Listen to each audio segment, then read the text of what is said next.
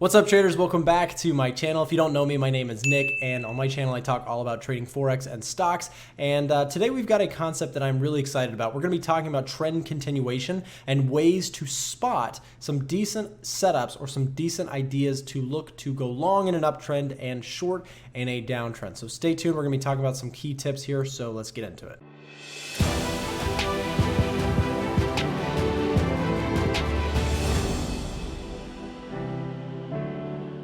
Hey guys, welcome back to the channel. If you don't already subscribe to this channel down below on YouTube, make sure to hit that button because there's tons of free content on my channel. I put it out. I don't sell any sort of paid expensive course or anything like that. So if you're looking for free tips in trading and investing, check out my channel and subscribe if you have not already. So today we're talking about trend continuation. Now this is a concept that I find very, very important. Now, I want to also just say it's been a minute since on this channel we've talked about some technical ideas and technical concepts when it comes to trading, or at least in theory, right? A lot of what I do is live trading videos where I'm just taking my trades and sharing concepts. If you like these sort of videos, you can let me know that you want to see more of the content like this by liking the video down below. That's a great way to let me know that you want to see more videos that are kind of tutorials or concepts about trading tips. So without further ado, let's talk a little bit about trend continuation concepts. Now, this is based on the idea, have you ever heard the saying, let your winners run and cut your losers short? Well, that concept is built based on the idea of trend following,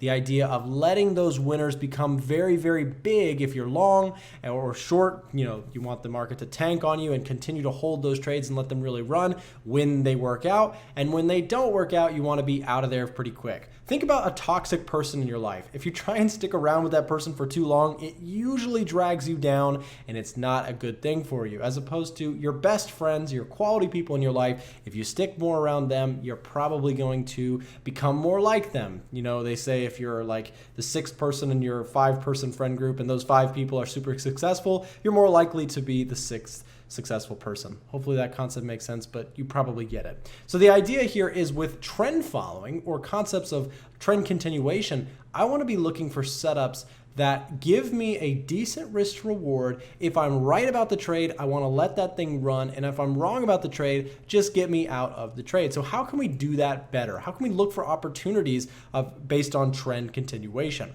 Well, there are definitely some things that we can look at.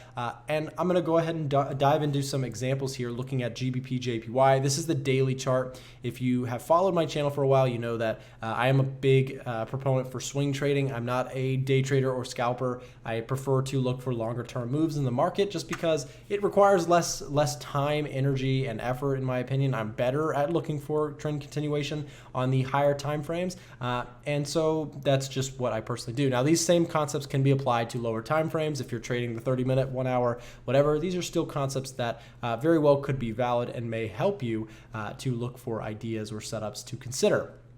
Now, what we're going to be talking about is a couple different things. Now, price action is the dominant thing that I personally use in my trading. Now, when we are talking about trend continuation, we first need to be able to identify, well, what is a trend? And this is definitely a little bit subjective because trends can be, interpreted different ways. But for me, the simple solution is looking for higher lows and higher highs, right? You've probably heard this concept. It's very, very basic. It's the concept that we are making higher highs and higher lows in our price action here, showing that there is a demand for a stock or currency. Okay, and so all that's saying is as this market is moving higher, if this continues to form highs and higher lows, that is telling us that there is in fact some sort of demand here, at least in the recent historical price action. What that can tell us is that the trend very well may continue. Is it a guarantee? No, it's not. Is it a certainty? Absolutely not. But it is a concept that we can use to identify potential trend trading setups.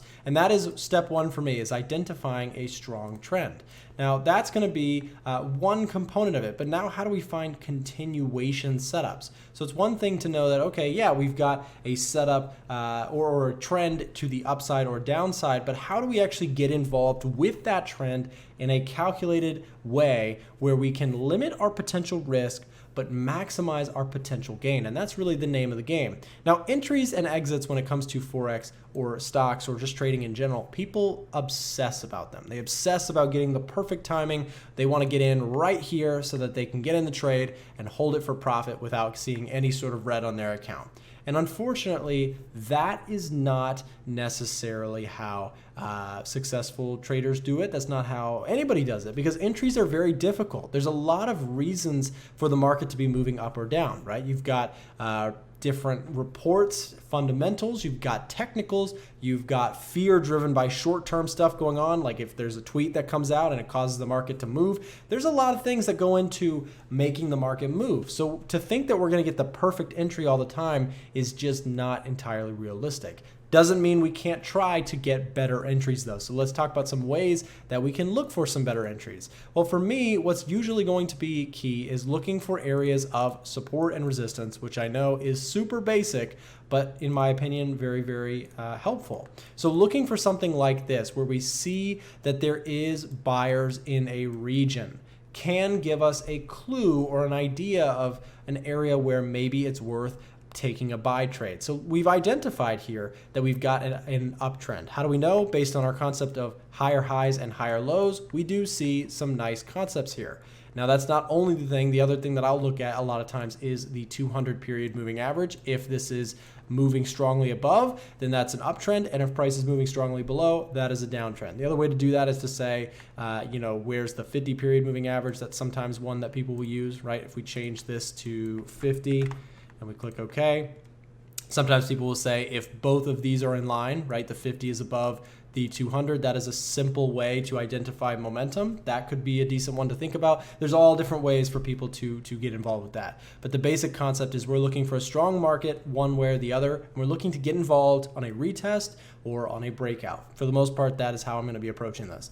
So with that said, let's talk about this a little bit further.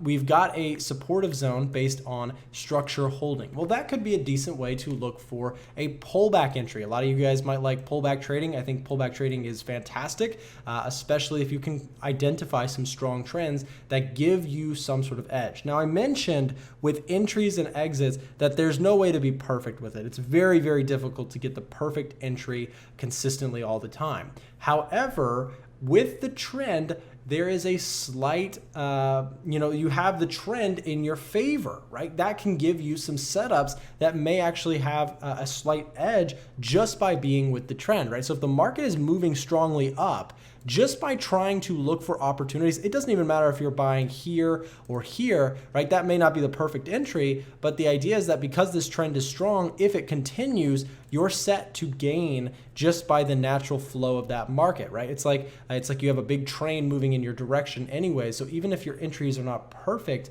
if you catch the right trends, they can actually still carry you to profitability, which is really why I love trading with the trend, because with the reversal, it's the opposite. It can be very tricky to try and call the top perfectly because the trend might just kind of continue to chug against you, right? So if you're trying to fight the trend, it can be dangerous, it can be very challenging, and I'm sure some of you guys have been in that same situation that I have, where it's like the trend just keeps going against you and you really wish you were just following with the trend rather than trying to fight it.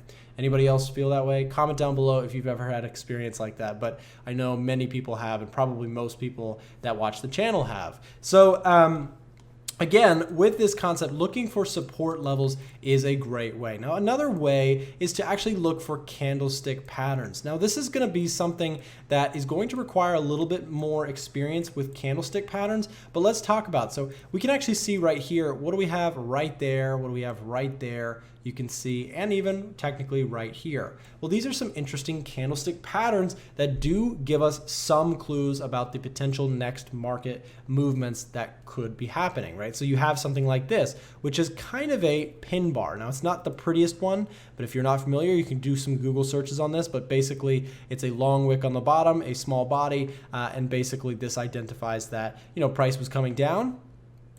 We saw price try to move lower, it got rejected, and that leads to a potential uptick. Now, combining these with strong upward trends is huge because it can be so powerful to combine multiple technical factors with the trend on your side. That's one of my favorite ways to approach the market. So when we get something like this, where it's like, okay, price is moving up strong, we come down, and bam, there's a pin bar, it might be time for price to rally further. That could just be an added confluence to look for setups. Now look at this this candle right here, this is the next one I want to point out. This is kind of a doji.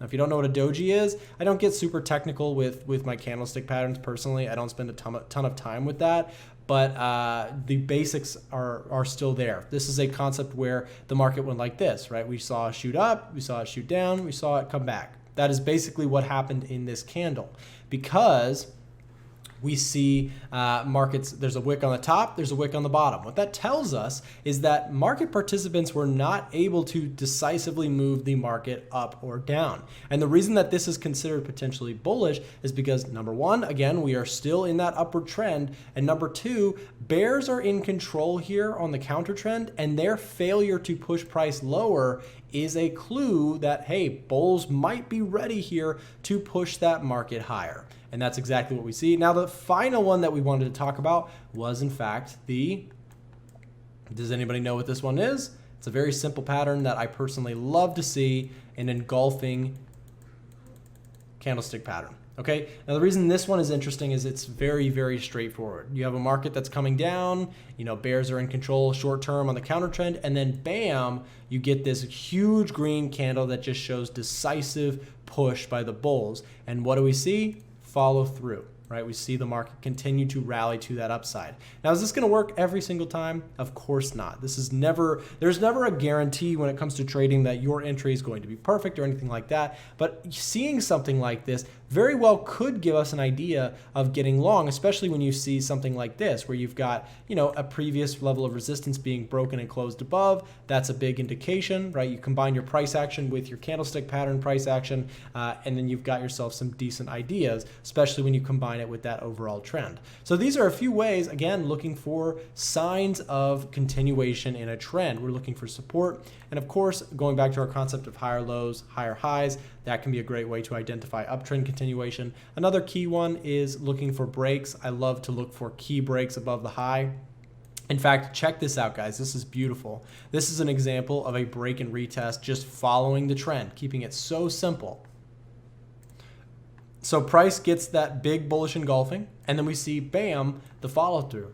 There was probably some great entries just based off of that. I personally, of course, I'm looking at this in hindsight, so I know what happened. But just based on the principle of that bullish engulfing, that looks very bullish. But then check this out. We see the retest, and look at that previous high hold beautifully, just going off of that continued trend. That is the power of trend following. A lot of times you just get the default, just a lot of support holding in an uptrend, a lot of resistance holding in a downtrend. And that is why I absolutely love trading with the trend. It gives you by default, some strong potential advantage in the market. Now, you can actually see that this level held multiple times. You can see we kind of see just a straight up repeat of what happened before. We get a consolidation zone where price is holding the lows very strongly. And then bam, we get breakouts. And look at this. It just happens again. And this is the cool thing about markets, is there are a lot of repeatable concepts. That's why trend following to me is so clear and so powerful. Look at this. We got another break above the high, we get a retest, and then bam, it goes long again. And so this is why I personally stick with the trend. I think it's very clear to see some great entries just using support and resistance, using candlestick patterns, using the trend. And of course, if you're a little bit more advanced and you incorporate fundamental data into your analysis, that is something that I personally like to do, is keep an eye on the fundamental reports, keep an eye on unemployment rates if you're looking at currencies, earnings reports if you're looking at stocks, and trying to find some sort of catalyst to base that trend off of to say, hey, this actually seems valid. Maybe I am more likely to take a trend following setup here. Okay, so hopefully this was helpful, guys. Thank you so much for watching. I hope you have a fantastic rest of your day. Make sure to like the video if you did enjoy it, and we'll see you back in the next one.